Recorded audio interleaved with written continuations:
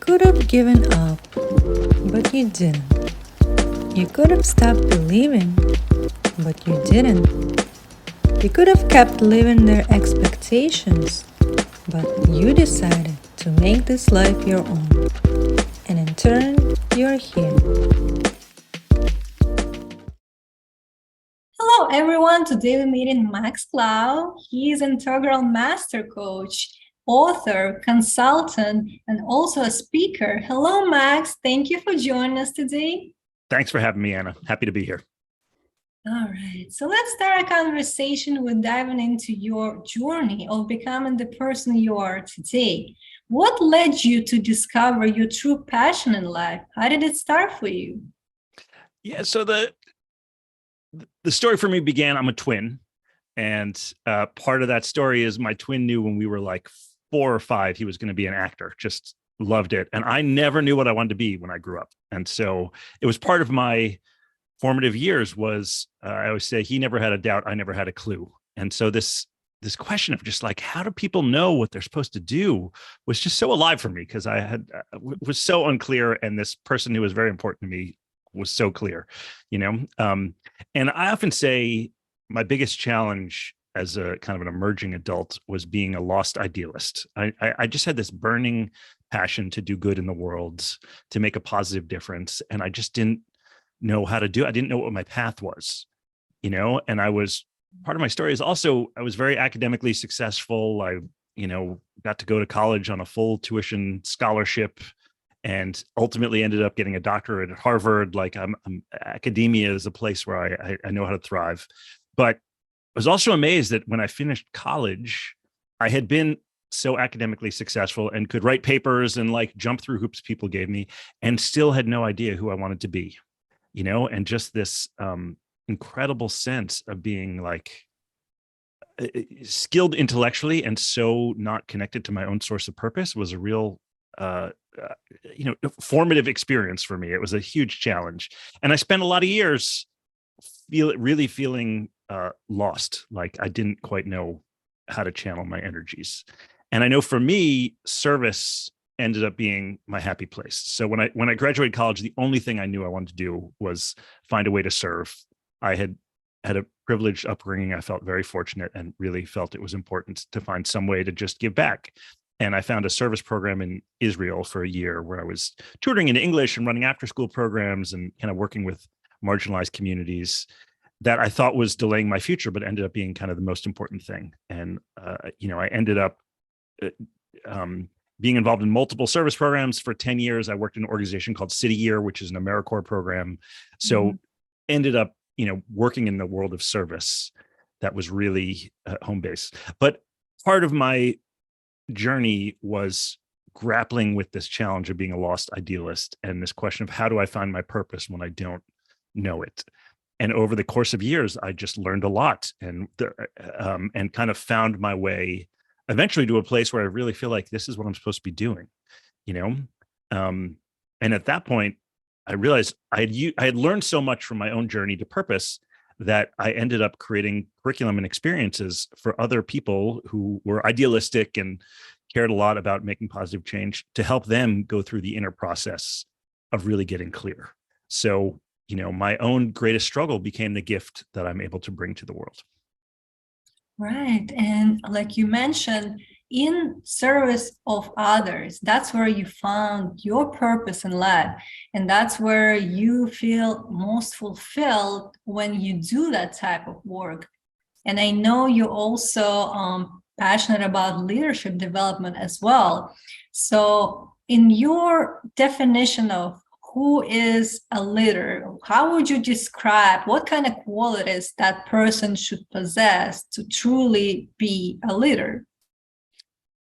So it's a great question. And, I didn't know there was kind of a world of leadership development out there. I didn't know it was a thing, but I was in grad school getting a master's of education, and somebody was said, you should really take this class on adaptive leadership. And it changed my life. And one of the reasons it changed my life is because it gave me a framework to think about leadership. So we often think that leadership is a person. And the way you just frame that question is kind of like, what are the qualities and traits of a person? This model that really is really how I understand things. It says leadership is an activity that can be exercised by anybody. We often conflate leadership and authority, and we think that the leader is the person who has some formal position of authority. But history is full of examples of people like Gandhi or Malala or Rosa Parks who had no formal authority and exercised tremendous leadership. So it's really anybody who has the courage to try and move a group or a system to confront important issues that it is not facing, and there's no one trait or like one way you have to be, but it does involve some kind of courage and willingness to raise challenging issues and stand powerfully in a purpose. Right. So that's something interesting to think about as being an activity, not just one person who is a leader, but exactly what are you working on and what is the vision of the work that you do, how it's going to help others to achieve something together. And also with those people that you mentioned in the history, they are the ones that everybody know about. So they by example, they showed what is possible, and they inspired others as well. So with sometimes people feeling very stuck or unsatisfied in what they do in their careers, and they don't see any purpose in life. Right. So what would you advise them as a first step into understanding or way of finding that true voice? So the headline is you have to take the inner journey. You have to turn inwards. And this is something that I realized in my own journey of how successful I'd been at doing what teachers and professors want me to do, like checking the boxes, and how much I was a stranger to myself in really powerful ways. And, I've been doing work around helping people connect with purpose now for 20 years, and probably tens of thousands of people have gone through programs I've developed. And the headline is, many of us are really strangers to ourselves to a surprising degree. And we may think we know why we do things, but if we say, okay, really get clear, like in a concise, powerful way, express why you're doing what you're doing, and they realize there's a whole nother level of work to be done to sift through the complexity and the nuances to really get to that essence. And that turning inwards is absolutely essential, But the one thing I would add is, I always say service and leadership development have to go together. If you're just focused on your own development and kind of pursuing a beautiful soul without thinking about how it matters for anybody else, it can become narcissism. Just you get focused on yourself. And if you're only focused on others, you can lose yourself and lose touch with yourself. So this holding, how can I be of service to others while doing my own work to really know who I am, that unleashes transformation. Right. And I agree with you. We first have to start with deeper connection to ourselves, understanding who we are and what we want in life, and what blocks us to go on to that next level. What are the limitations that we set upon ourselves, and not letting us grow to the level where we could be, because here, we've been born to be successful, right? It's our birthright. We have to understand that every one of us, human beings, we can be the great that we can only if we allow ourselves to be that way, right?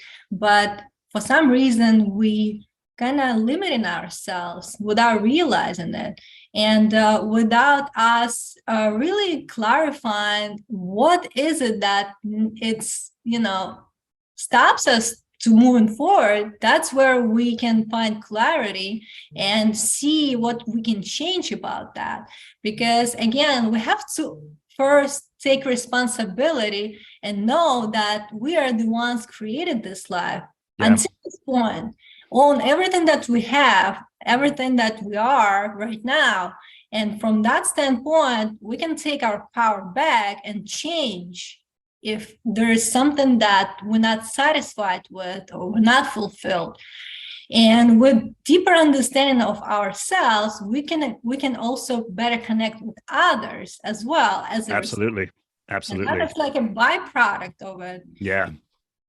I What? always say there's a relationship between how deeply connected we are with ourselves and how deeply we can connect with others. And when we strengthen our connection to ourselves, we're able to go deeper and have deeper relationships with others. For me, it evokes a saying from Joseph Campbell, who has been hugely influential. He's a comparative mythologist who, a lot of people who work as coaches in the field of human transformation end up studying his stuff. And he says, you have to let go of the life you think you should have to live the life you're meant to live. And this idea of going past what everybody thinks you should do, I think is a huge barrier. Because once you let go of should, then you stand in a place of existential responsibility for your own life. Of it's my life. I'm going to choose to live it with integrity to my own soul. And that is scary, like really exciting, but also really scary. And there's a reason why people are hesitant to kind of fully own their power in that way.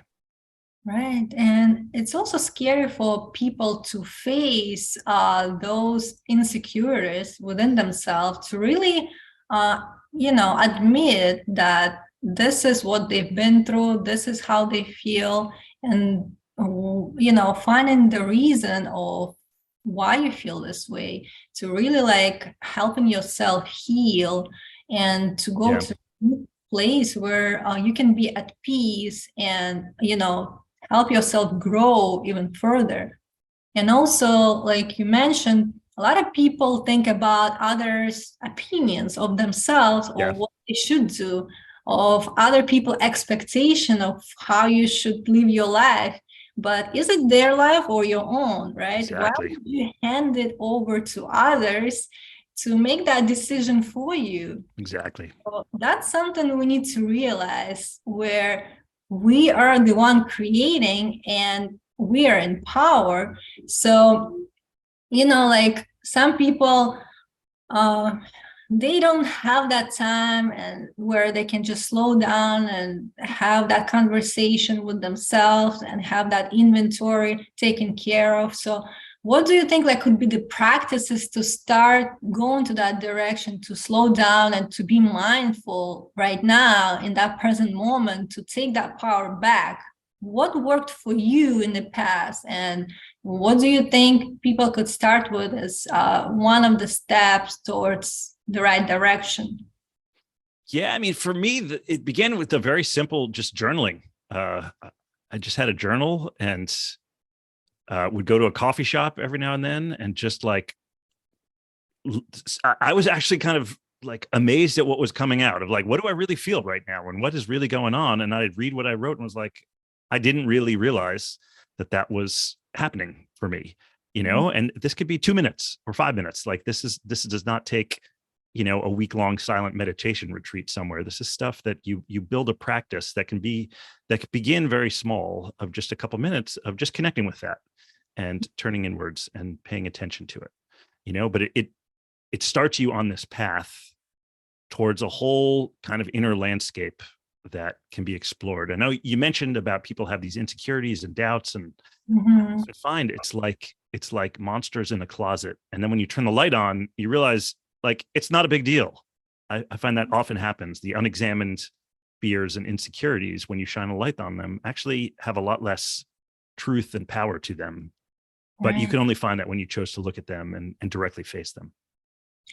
Yeah, I agree. And because in our mind, we create this worst case scenario. What if somebody will judge me because I did this and that, or, whatever it might be. But in reality, it's just like you said, once you start talking about it, speak up or writing in a journal, but you're really looking at it and you see it now from different perspective and understanding that it's not really that big of a deal. It's not really that bad, right? Yeah. Whatever happened, I could move on, but I'm choosing to release that. It's no longer going to get all over me.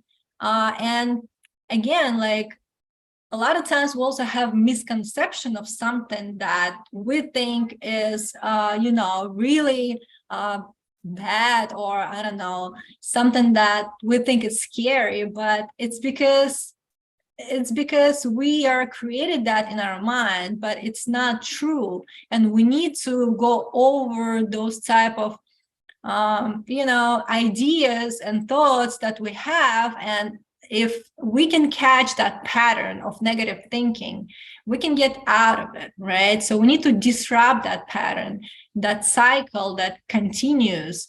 And with you being willing to face those fears and to see for what they are really, which is nothing. And if you just let it go, you're gonna feel differently. Yeah. You're gonna feel like this weight was lifted from your chest, and now you can breathe, and now you see more opportunities. And once you disrupted that pattern, that's where you're gonna move forward with your life. But again, it all starts with you. Yeah. And, I love using myth to think about kind of personal growth. And I know in the stories and movies, there's the moment when the hero decides, I'm going to turn and face the monster. I'm going to fight the dragon. I'm going to take on these forces that are coming at me, and I'm going to stop running. And it's a metaphor for choosing to turn and confront the things that scare us in our life. And, on the one hand, it can be challenging and hard, but we inevitably learn powerful things and overcome and end up in a kind of a more powerful, more evolved state when we turn and face that stuff, rather than try and run from it and allow it to just influence us beyond our conscious awareness. Right. So I have a question for you. When you were like 6 years old, who you wanted to be in life? What was your, vision for yourself as you grow up? I love it. And it's something I've thought about a lot. And, part of it was I just didn't know. Like, I had no clear kind of career path that I felt called to. And again, I had a twin brother who knew he was going to be an actor.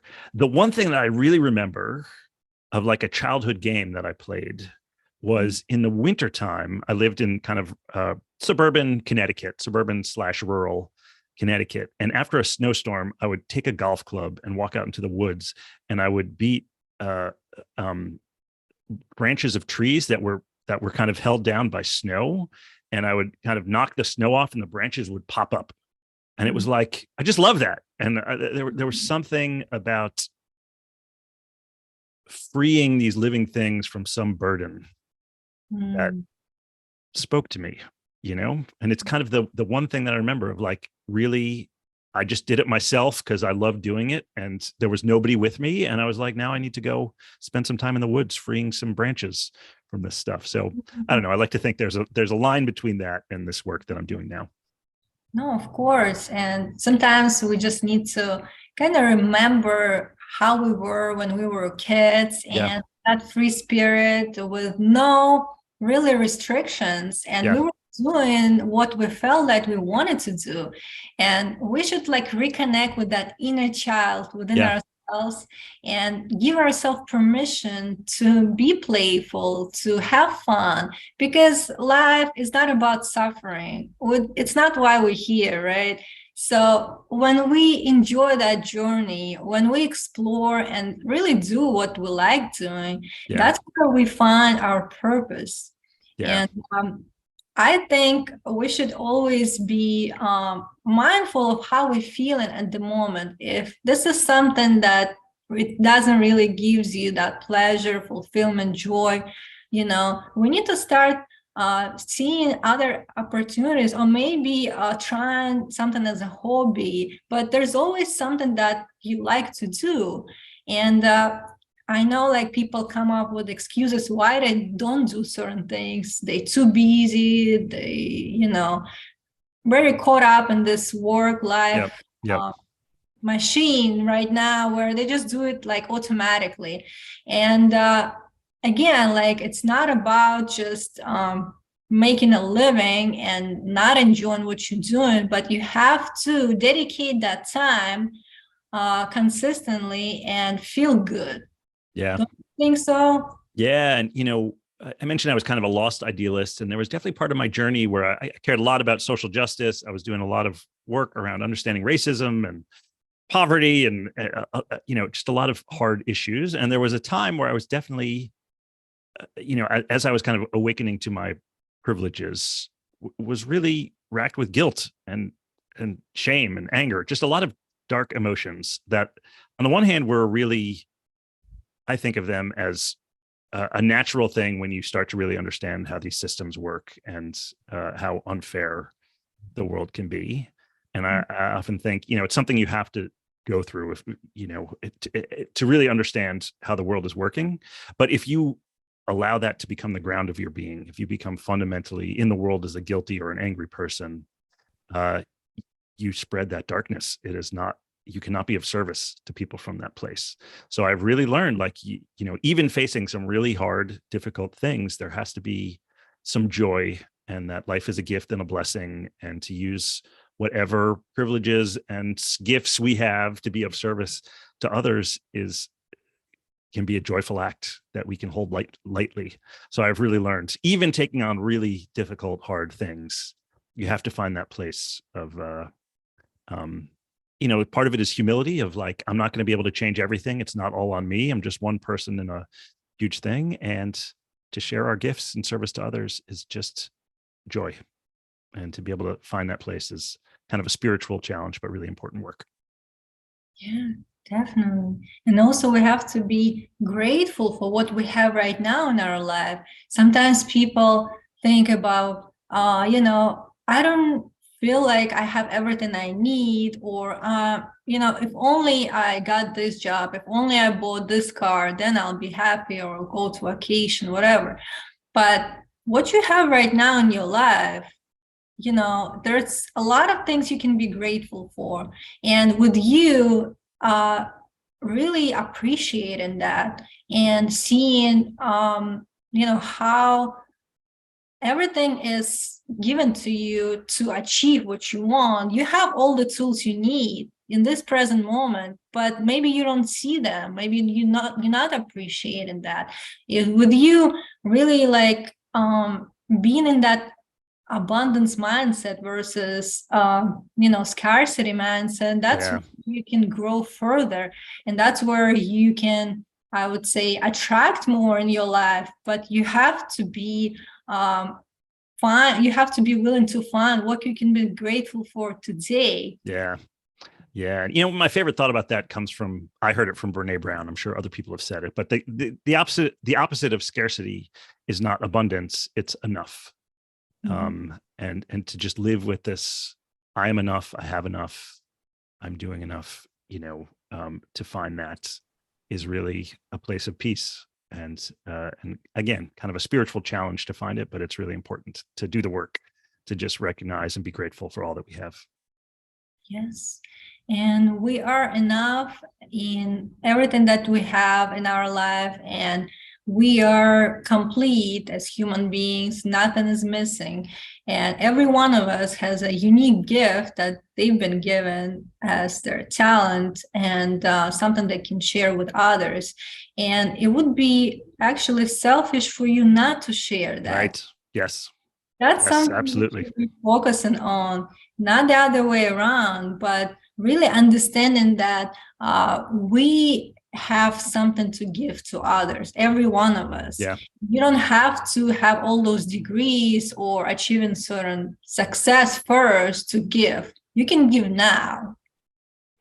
Yeah. I do a lot of work in the world of idealists and kind of activists and folks working on social change. And I do think there can be an idea in that world that if I were to focus on myself, I would be being selfish. I would be turning away from the people who need me, who need, support.